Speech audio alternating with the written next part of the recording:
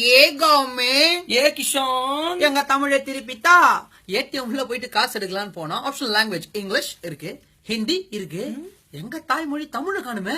நீங்க மட்டும் மயில்கல்ல இருந்து ஹிந்தி எடுத்தீங்கல்ல, நாங்க உங்க ஏடிஎம்ல இருந்து தமிழ் எடுத்துட்டு போம். உங்க பேச்சுக்கா தமிழ்நாட்டுல இருந்து ஒருத்தர் பிரைம் மினிஸ்டர் ஆகிறாருன்னு வச்சுக்கோங்க. ஆனதுக்கு அப்புறம் ஒரு இந்தியா லெவல்ல இருக்கிற எல்லா ஏடிஎம்லயும் ஹிந்தியை தூக்கிட்டு தமிழை மட்டும் வச்சாருன்னா உங்களுக்கு கிரிகலாமா ஆகாதா? கிரிகரன்னு ஆவீங்களா மாட்டீங்களா? படிப்பு கூட ஹிந்தி எங்களுக்கு விருப்ப பாடம் ஓகே, ஆப்ஷனல் ஓகே, திணிப்பு தான் நாட் ஓகேன்னு சொன்னோம். ஹிந்தி இனிப்பு ஓகே, திணிப்பு நாட் ஓகே. ATM also. ஜெர்மன்ல பஸ்ல போர்டுல தமிழ் இருக்கு. மலேசியா சிங்கப்பூர்ல ஆட்சி மொழியாவே தமிழ் இருக்கு. ஸ்ரீலங்கால அவங்க ரூபா நோட்ல தமிழ் இருக்கு. ஐபிஎல் கமெண்ட்ரியில கூட தமிழ் வந்துருச்சு. ஏடிஎம் இல்லைன்னா இப்ப எங்க அம்மா படிச்சது ஔவையார் ஆரம்ப பாடசாலை.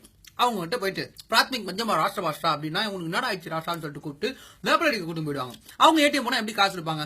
இல்ல எங்க அம்மா ஏடிஎம் போகும்போது நீங்க டெல்லியில இருந்து பிளைட் பிடிச்சி வந்து அவங்களுக்கு ஹெல்ப் பண்ணுவீங்களா? ஃப்ரெண்ட்ல பார்த்தாலே ஃபாரின் போயிருவீங்க. ஏ கிஷான் எங்க தமிழை திருப்பித்தா. உங்களுக்கு புரியணுன்றதுக்காக தான் ஹிந்தியில சொல்லியிருக்கோம். மக்களே ஒரு முறை உறக்க சொல்லுங்கள். ஏ கௌமே ஏ கிசான்